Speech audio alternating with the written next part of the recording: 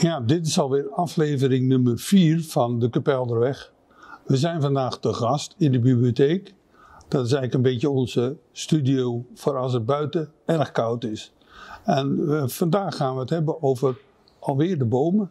Want ja, u zal me zeggen, je kan met de bomen in. Nou, in ieder geval is het zo dat de bomen van de Kapelderlaan binnenkort weggaan.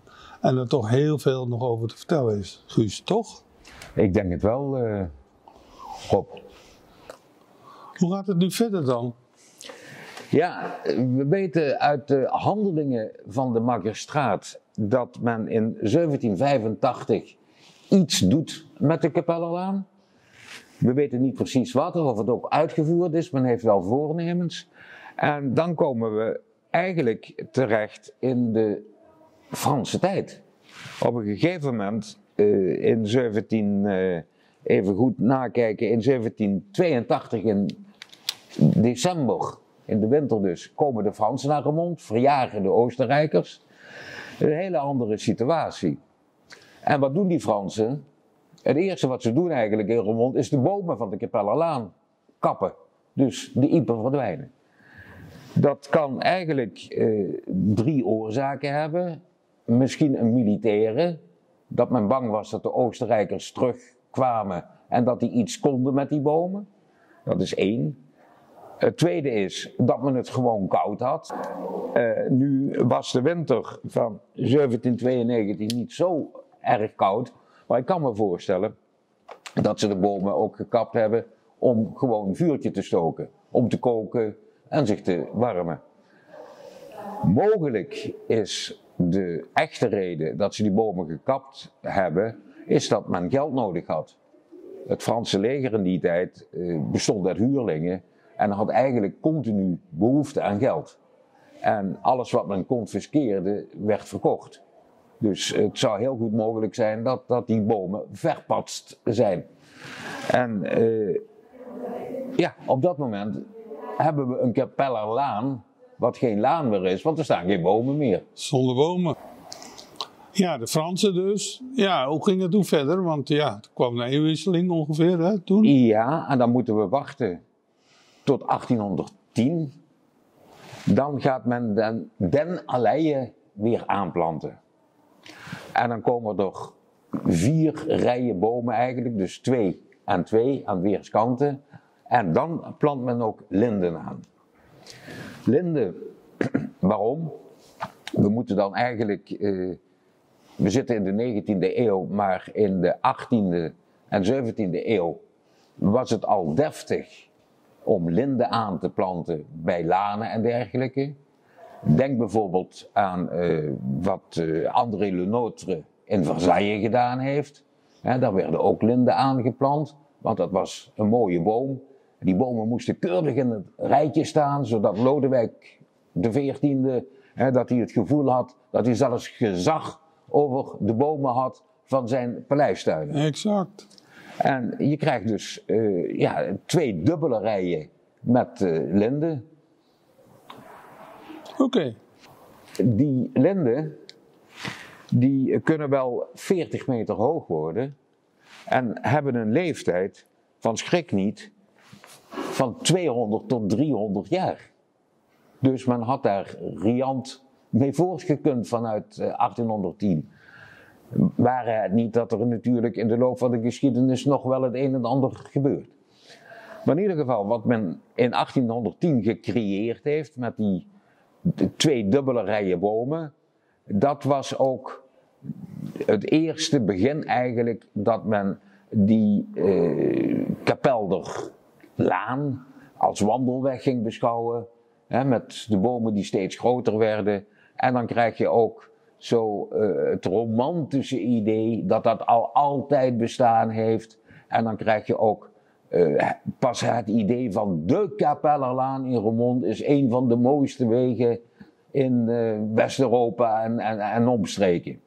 En ook in de literatuur vinden we dat terug. Er zijn een aantal mensen die Kapelderweg, Kapellerlaan dan inmiddels eigenlijk al beschrijven. En daar wil ik direct even een stukje uit voorlezen. Stonden er toen ook al van die mooie huizen langs? de huizen van de Kapellerlaan zijn eigenlijk pas geleidelijk begonnen toen het een behoorlijke weg was.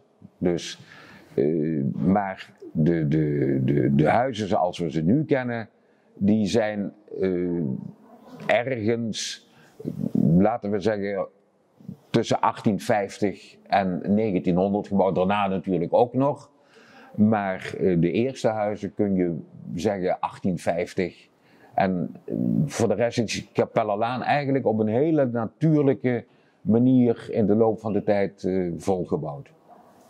Maar dat was niet Jan, Piet en Klaas die daar een huis ging bouwen natuurlijk. Dat was heel gemengd.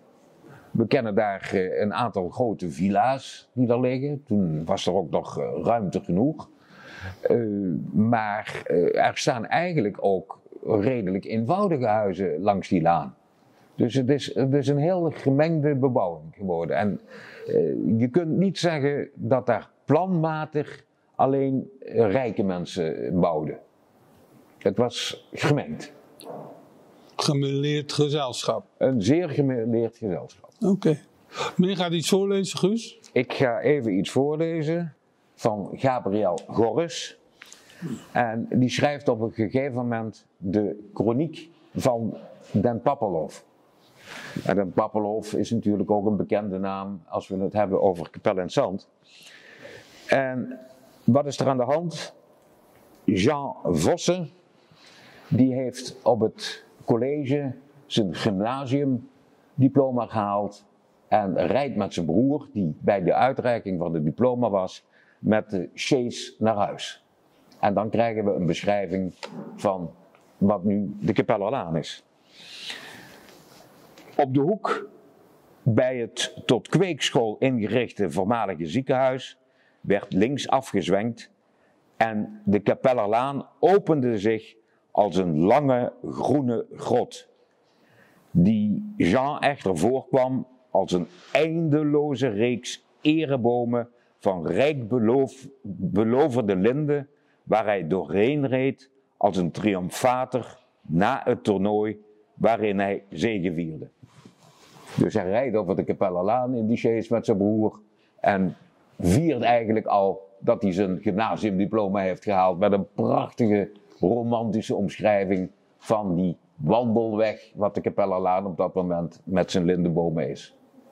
Hoe oud waren de lindenbomen toen in godsnaam al? Dus...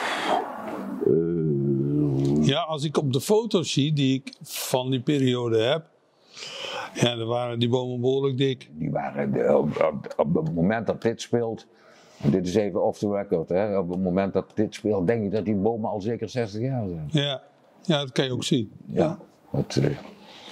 En toen was er nog geen tramweg? Toen dit speelde was er nog geen tram. Die komt nog. Ja, maar dan zitten we eigenlijk, ja, daar kom ik de derde uitzending op terug. Oké.